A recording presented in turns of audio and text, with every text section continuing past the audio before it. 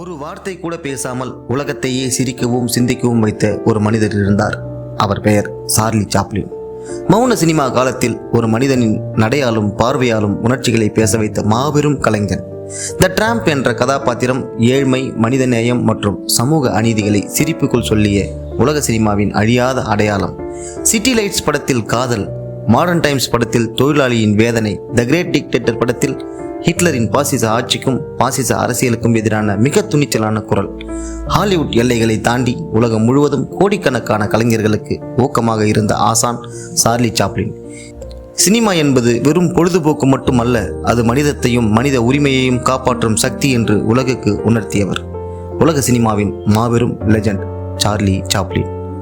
இன்னும் இது போன்ற உலக சினிமாவின் பல்வேறு தகவல்களை நீங்கள் தெரிந்து கொள்வதற்கு நமது சிவா விஷ்ணு நியூஸ் டிவி சேனலை பின்தொடருங்கள்.